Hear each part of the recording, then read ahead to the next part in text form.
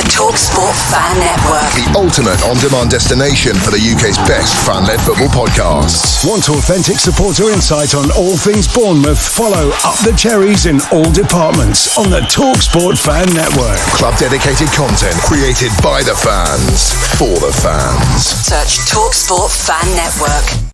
Hello Cherries fans and welcome to this first opposition preview show of the new season. Now firstly, apologies that we didn't do the opposition preview show ahead of the Nottingham Forest game, but I'll explain at the end why that was. But of course, this weekend we're back at home comforts at Dean Court, and of course we are playing Newcastle United, the return of God, Sir Eddie Howe. Of course, they beat our local neighbours, Southampton, 1-0 in the first game. Now, before we get going with this opposition preview show, I'd like to say a continued thank you to our sponsors, Dental on the Banks. Here's a little bit about them now.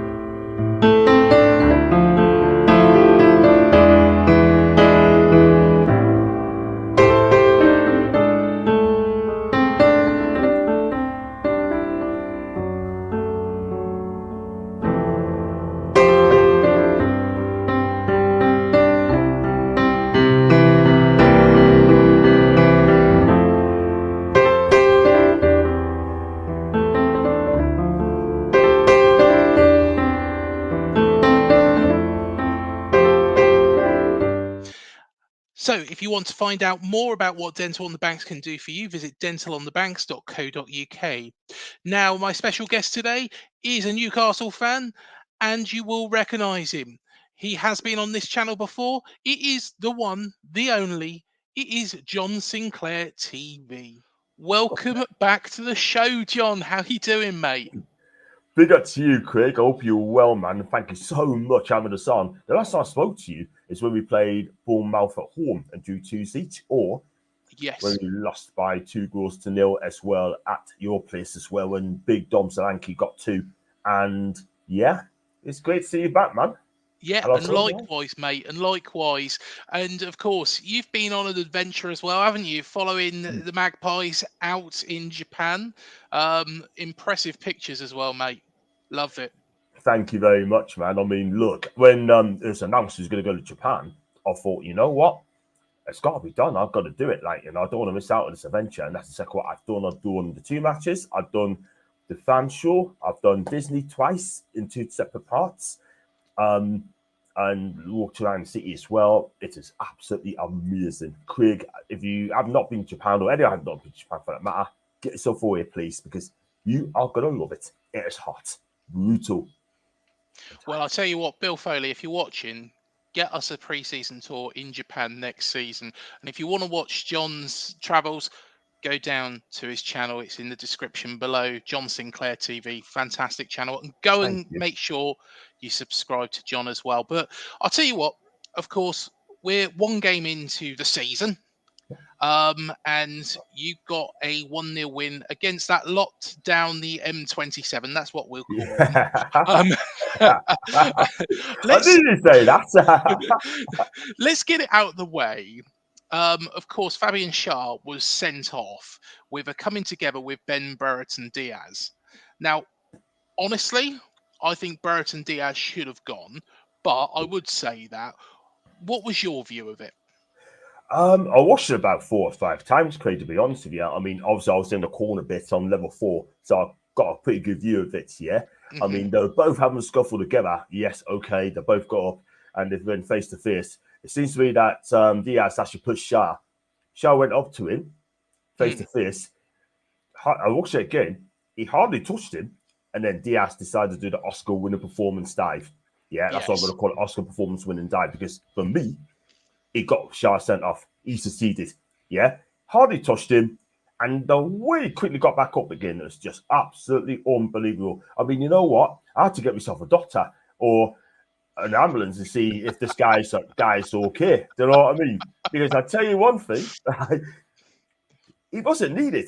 Do you know what I mean? I'm amazed that the ambulance staff didn't go on the pitch and check up on Diaz. But I tell you what, I mean, I thought Isak was lucky as well to get to and far when he shoved him. I wasn't surprised that Diaz did another dive to get him sent off and all. Do you understand what I'm saying? But it's just ridiculous. Absolutely ridiculous, man. I mean, look, the cheats, the diving and the theatricals needs to be cleaned up right now. What happened last couple of seasons ago, when you get caught diving, you get a team match ban instantly. That should come back. Because at the end of the day, Craig, we got to clean it up. Like, we've got to clean up the game. And at the minute, I'm not being funny, right? But this referee had an absolute shocker last week. Yeah. I've never known Craig Pawson. I don't like him. Hate isn't as old I use, but I can't stand the guy. You know what I mean? Let's be real. I'd rather have Craig Dawson as referee. Come out of retirement for Wolves and referee like him. You know what I mean? Yeah. Honestly, mate, I think, if you was to send off Fabian Schär, you have to send off Ben Brereton Díaz as well. That is my honest opinion. And I just think the theatrical side of it just was not needed. But you got the better of him anyway. And of course, a pass out from Alex McCarthy, if you can call it that. It was probably some terrible goalkeeping. Put the ball straight through, and of course, Joe Linton was there to finish it home. And was you concerned at any point with Southampton? And do you feel that they could have got back in that game, or do you just feel that you was in complete control? I thought we'd have to defend properly because we couldn't be free flowing with 10 men. We just cannot afford to. Because for me, if I'm honest with you, we just haven't got the players to do it. Do you know what I mean? But if you look at it, you've got a solid midfield. The back four's test. Emil Kraft came on. Jacob Murphy had to be sacrificed. So Emil Kraft had to come in. And I think Emil Kraft played a good game. He did a decent job defending properly. Yeah. Lloyd Kelly came on halfway through the second half. I think he did all right.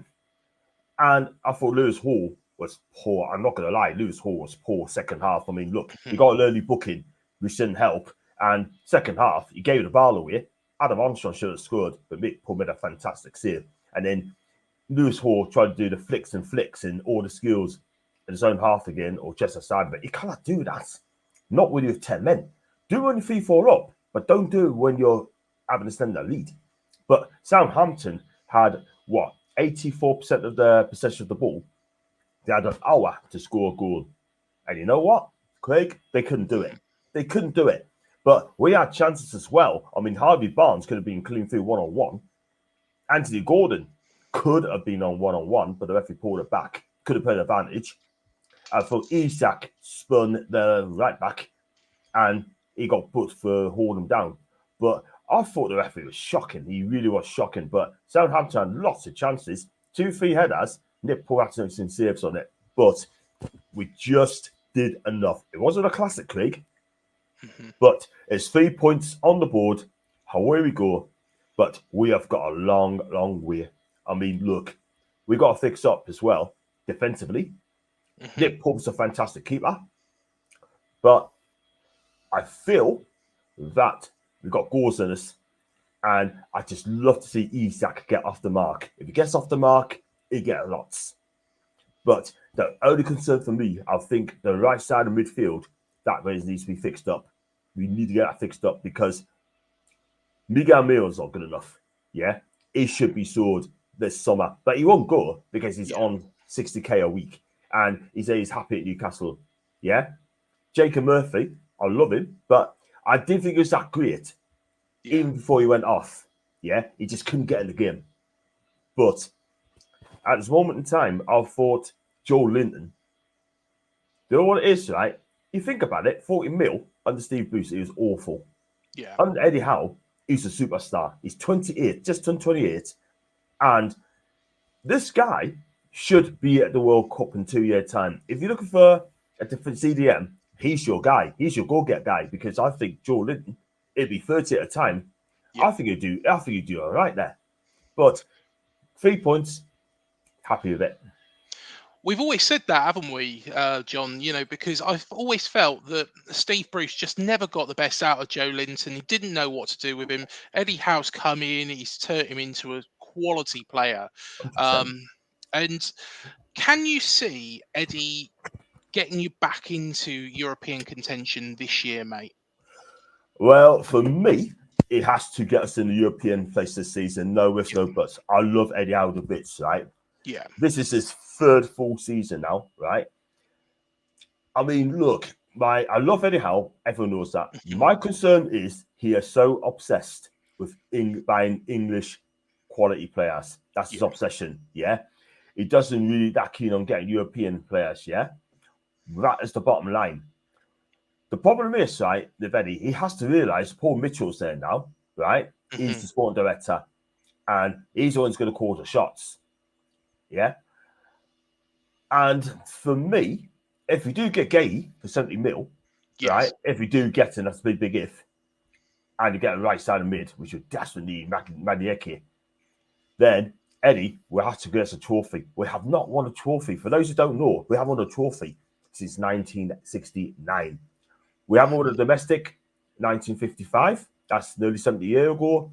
We haven't won the league title since 1927. None of the people on social media, right, has talked about winning trophies. Football is all about winning trophies, Craig. Yeah? All the helping on is getting top four, yeah? How about winning trophies? How about making memories, yeah? Be ambitious. The problem is, right, I mean, I want to win a trophy. I want to win things in Newcastle United, yeah? And you know what it is, right? We are long-suffering fans, yeah? And I love this club to death, yeah? I'm going to continue to support Newcastle. Always will do. However, get us a trophy. Please win me a trophy because we as fans deserve it. And I think Eddie will have to deliver this season. And I hope he's going to say, John, what you're talking about, yeah? I want him to succeed. I want him to win. I hope he gets us in the top 6 with us a trophy. That's what I want. I would be delighted for Eddie Howe, if he gets Newcastle into Europe again this season. I said, those years ago that Newcastle were going to finish third in Eddie Howe's first full season, and Harry Redknapp thought I was absolutely barking mad, but you did it. And I think now the expectation from the Saudi owners is that needs to be backed up now. You need to actually get back in that, Europe at least. But just having a look at the Saudis owners, and of course, Amanda Staveley and Mehrdad Ghodoussi, I think that's how you pronounce it, have now left the club. Are you a little bit concerned because Amanda and Mehrdad were very, very... They were very prominent, weren't they, in the fan base? Hands on, and based in. Yeah. So, are you concerned that now they've gone, with regards to how much, firstly, investment is going to be in the side, and how close that they're going to be to it, or also, how much time the other people who are still at the club are going to have? Because Manda and Mehrdad had quite a lot of time for Eddie Howe, didn't they? 100%. I mean, look, Eddie must be gutted that Amanda and Mehrdad left the club, yeah, because Eddie's their biggest backers, yeah. You know what I mean? They got full support he had full support from Amanda and Mehrdad all the time, because they were quite hands-on. They do anything for Eddie Howe. He wants a player, they go and get him. You know what I mean? They back this guy all the time. Now they've gone, right? Eddie Howe didn't know that Paul Mitchell came in as sporting director. Eddie had absolutely no idea that he's going to come in. No idea, right? But, and I think when Eddie did that press conference in Germany about with the sporting director and what's going to happen to the club, he did not sound happy at all whatsoever. That is not the Eddie Howe that I know at Newcastle United. So something went wrong. Something wasn't quite right, yeah? And did the England job coming in as well, haven't helped him at all whatsoever. and he had a decision to make. But he basically said that, as long as he's in the loop, as long as he's kept informed, as long as he knows about it, he'd be happy to stay at Newcastle. Yeah, otherwise he'd be go to England. However, Paul Mitchell's going to call the shots, yeah? And Eddie will have to buy with it, unfortunately, because Eddie's hell bent on buying English players. He wanted to get Calvin Lewin. I didn't want him. Yeah, I didn't want him there. Then he wants Kieran Trippier to stay because rumours today that he wants to leave the club. Yeah. And I posted out a tweet today saying that I wish him were faster true and etc. He still got some idiots on there having a go at me. So I'm making up stories. No, I'm not. I'm saying the truth. There's others out there. And also as well, but if you do lose Kieran Trippier, I wish him all the best. Because last season, he wasn't great. I'm not going to lie. His form was well off. Now, whether that's his private life, which we're definitely not going to go into, but one thing I'm going to say, he's been linked to other clubs. Atalanta, Galatasaray, and Everton. Yeah? But Eddie's tried to keep him. But I think Kieran will go anyway. So, for me, he knows he lost his captaincy. Yeah. He's lost his captaincy because Bruno Guimaraes is the new team captain. Jamal Lascelles is still the club captain, but Bruno Guimaraes is still the new team captain, which I'm proud for. However, one thing I will say as well, Craig, but we need to get our business done quickly and get the right players. But back on Eddie, I think if you do get Gahey, then we have to get either top 4 or flip us a trophy. And if Eddie cannot do that, as much as I love Eddie, then I think he'll not be here next season. To be honest, I think, I have to, as much as Eddie Howe is a god to me, I think I have to agree with you because there is going to be those demands from both the fans, but also this ownership. They haven't come in just to be outside, the European places. They haven't come in not to win anything. They have come in to actually get trophies on the board. Coming on to this game, because, of course, Dominic Solanke is no longer at AFC Bournemouth. We started off with Semenyo up front at the weekend against Nottingham Forest, got a 1-1 draw. Forest were in command for quite some time in that game. Lucky towards the end, not unlucky really not to have won that. But unfortunately, Evan Nilsson didn't seem to be registered in time. However, it will probably be his debut up front, which will mean that Semenyo can move back to his natural position. Considering it is going to be a debut for such a highly rated player that if you read the press, Liverpool were after at one point, years ago. Are you concerned about that? Concerned about. So Evan Nilsson started his debut. I've never seen this guy play. I know he plays for Porto, and he looks a really good player from what I've seen, what I've heard. I've never seen this guy played. However, one thing I will say, right, whoever we face against Bournemouth, we've got to do a job. We've got to do a job big time because Fabian Schär be banned. He's got a 3-game ban and decided not to appeal against it, which I would have done, to be perfectly honest. Yeah. But if you look at last season, I'm glad in a way Solanke's gone because he caused us problems last season, did he? With his pace, strength. We could have lived with him. But at the end of the day, right, I mean, Bournemouth are a good side under Areola. I mean, he's put it together. He plays, a 4-2-3-1. He played quick football. It'd be interesting to see what sort of reception Lloyd gets on Sunday. I hope he gets a good reception from you guys. I really do, because he's been a servant. Yes, completely agree. And of course, as we've said before, unfortunately, in every fan base, there is these vocal minorities who are very loud, very harsh on certain players. And although I was critical, it just overstepped the mark towards Lloyd. And he's a quality player. He's a brilliant player, and he will be a real asset at Newcastle United. And I'll be delighted to see that.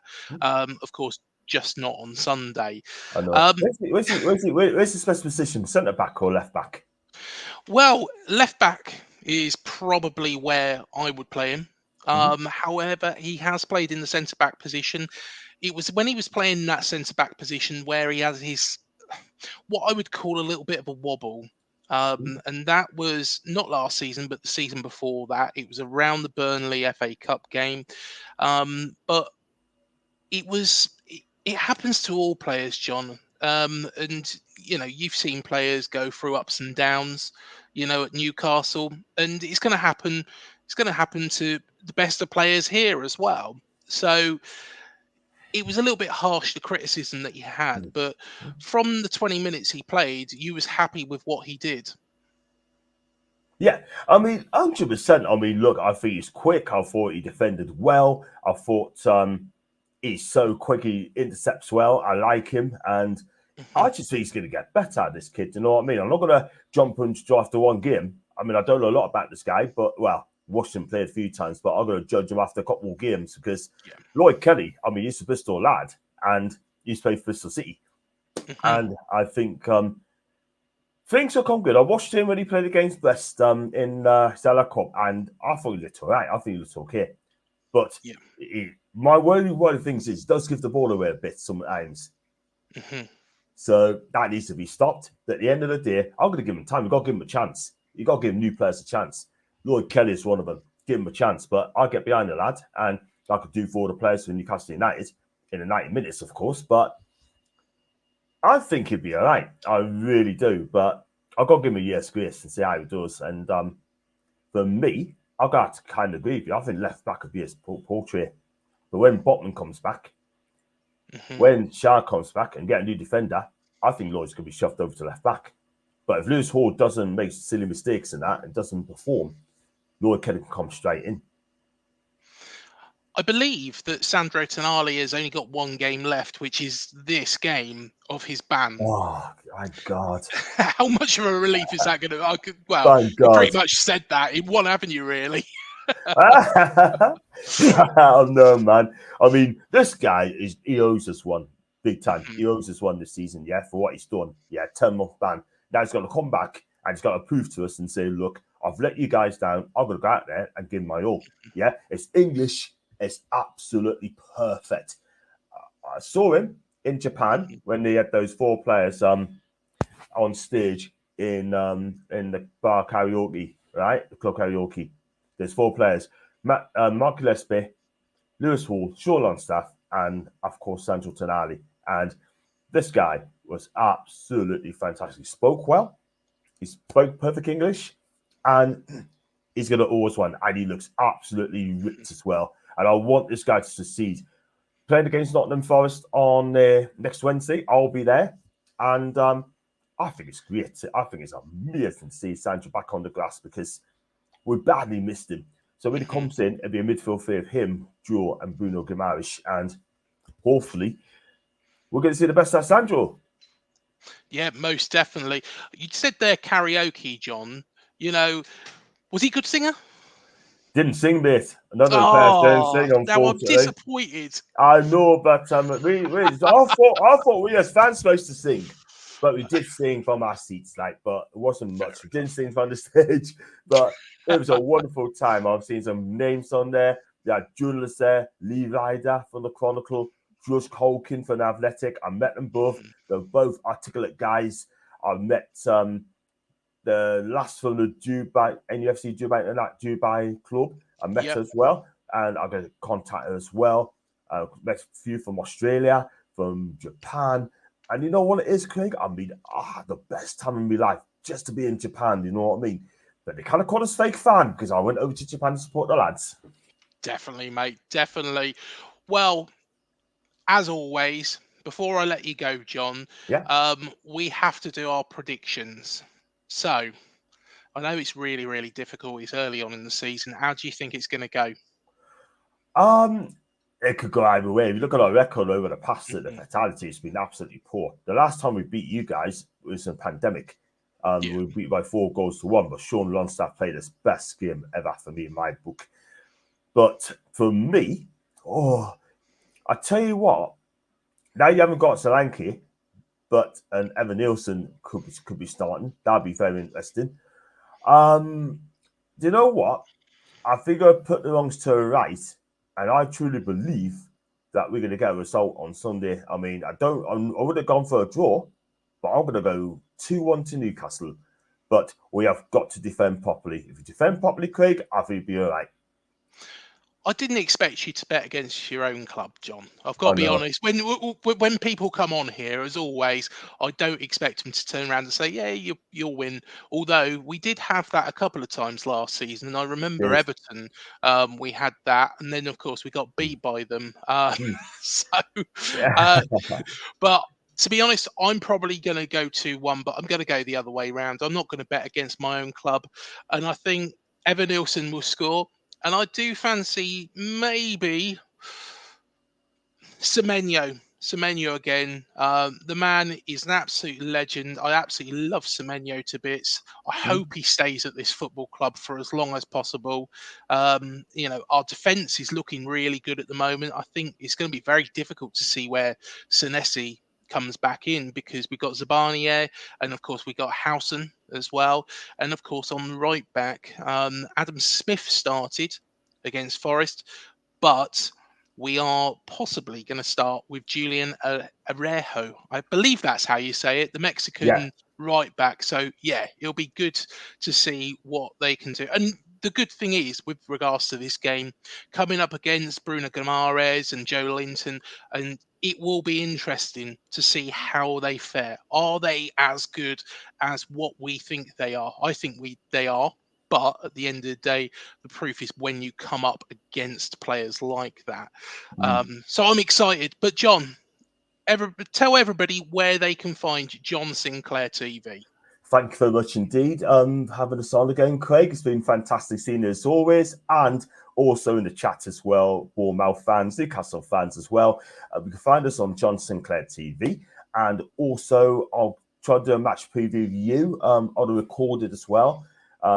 Hopefully, probably, is it tonight or is it tomorrow?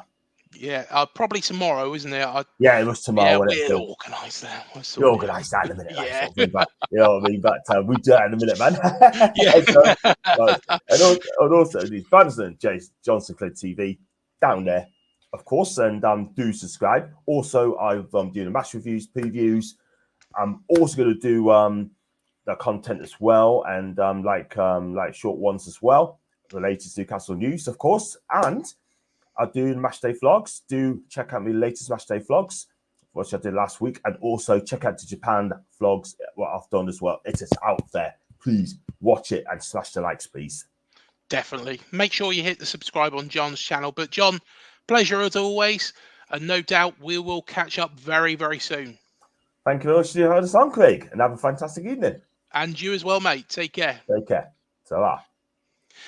Thank you, everybody, for joining us. Remember, hit the like, subscribe, and the bell button below to be alerted to any new videos we do. Do remember, we've had lots of opposition preview shows already this season. Of course, we had Harry Redknapp's season preview show. Go check that out. We also had Omid Jalili, of course, the comedian who was in Mean Machine. Find out a little bit more about his bicycle kick, which then went over his head and Vinnie Jones put in the back of the net. We had Tiff Nadell, of course, Jeremy Clarkson's mate, and also a keen racing car driver, of course. He was also in F1 once. Also, we had Tom Meehan from Kasabian as well, previously of Kasabian, was telling us all about his solo career and his future. And there's lots more. We've had Richie Neville from 5, Richard Archer from Hard 5. We've also got Adam Devlin from the Blue Tones, Damon Minchella from Ocean Colour Scene, Gaz Whelan from the Happy Mondays, Peter Hooton from The Farm. Why would you not subscribe, guys? Well, do it now. Hit the like, hit the subscribe, hit the bell button below. It means the world to us. And you can also join as a member as well. Like I say, apologies we didn't do the preview show ahead of the Nottingham Forest game. Unfortunately, I did have a bereavement in the family, so therefore we did unfortunately have to miss that one. But until the next show, up the cherries, and thank you for joining us. The Talksport Fan Network. The ultimate on-demand destination for the UK's best fan-led football podcasts. Want authentic supporter insight on all things Bournemouth? Follow Up the Cherries in all departments on the Talksport Fan Network. Club-dedicated content created by the fans, for the fans. Search Talksport Fan Network.